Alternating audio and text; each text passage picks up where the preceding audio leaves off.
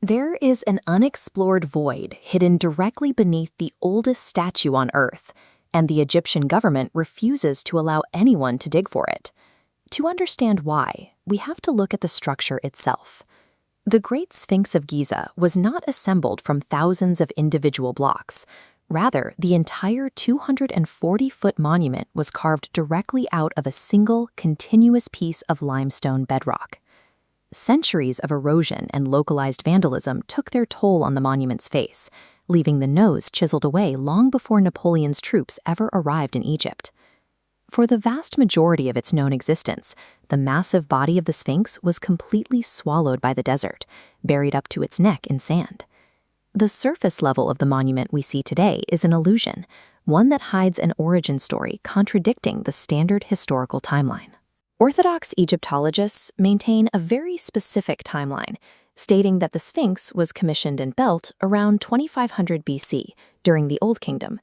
The accepted narrative attributes the monument to Pharaoh Khafre, operating under the assumption that the face of the Sphinx was modeled directly after his own. This architectural plan illustrates the core reasoning behind that date. Archaeologists point out that the Sphinx and its adjacent temples sit within a U-shaped ditch, indicating they were quarried and constructed as one continuous architectural project. Prominent authorities and scholars have universally accepted this 4,500-year-old timeline as settled historical fact. Curious, but what happens when the physical bedrock of the monument tells a completely different story? In the early 1990s, geologist Dr. Robert Schoch conducted a physical analysis of the walls inside the Sphinx enclosure that challenged the status quo. Other structures on the Giza Plateau display horizontal, scouring patterns, the typical signature of wind and sand erosion. However, the limestone walls enclosing the Sphinx display a glaring anomaly. They are carved with deep, undulating vertical fissures. In geology, these rounded vertical fissures are the undeniable signature of sustained, heavy rainfall washing over the rock for a very long period. The Giza Plateau has not experienced that level of heavy rain since the end of the last ice age, pushing the creation date of the core Sphinx body back to at least 5,000 or even 7,000 BC. Mainstream officials, including Dr. Zahi Hawass, rejected the findings, blaming modern pollution and rising water tables for causing the limestone to flake off like giant potato chips.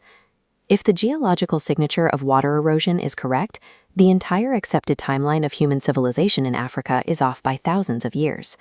To test this older timeline, investigators looked beneath the surface. In 1991, geophysicist Thomas Debicki ran sound wave tests through the floor of the enclosure. This seismic velocity map confirmed the existence of low-velocity anomalies, indicating unexplored empty spaces beneath the monument. The most significant anomaly is a large cavity approximately 25 feet beneath the front paws. It displays a distinctly rectangular shape that does not occur in natural geological formations. Despite this scientific data, Egyptian antiquities authorities abruptly halted further independent excavation and drilling. The official government stance dismissed the seismic findings as hallucinations and explicitly rejected any theories of a buried hall of records. The seismic data reveals an anomaly with unnatural geometric precision, yet the official path toward investigating it remains closed. We can find clues to the statue's real history in the beliefs of the ancient Egyptians themselves. Resting between the paws of the monument is a massive stone tablet. This Dream Stele tells the story of Prince Thutmose IV, who had to dig the monument out of the sand, even though he lived over 1,000 years after Khafre supposedly built it. In this era, the Sphinx featured vivid red and blue paint, a royal beard, and a striped Nemes headcloth. These added masonry blocks functioned as structural reinforcements intended to hold the crumbling statue together and hide a massive pre-existing geological fissure running through its body. Even thousands of years ago, the Egyptians were already trying to patch up a monument that was already ancient to them. Geological evidence of water erosion suggests the Sphinx is vastly older than history allows, yet modern science is forbidden from investigating the potential proof beneath it. If heavy Ice Age rainfall eroded the Sphinx, what entirely unknown civilization possessed the engineering capability to carve it 8,000 years ago? What is actually hiding inside that perfectly rectangular void beneath the front paws? And why is the government so determined to keep modern science locked out of that subterranean chamber?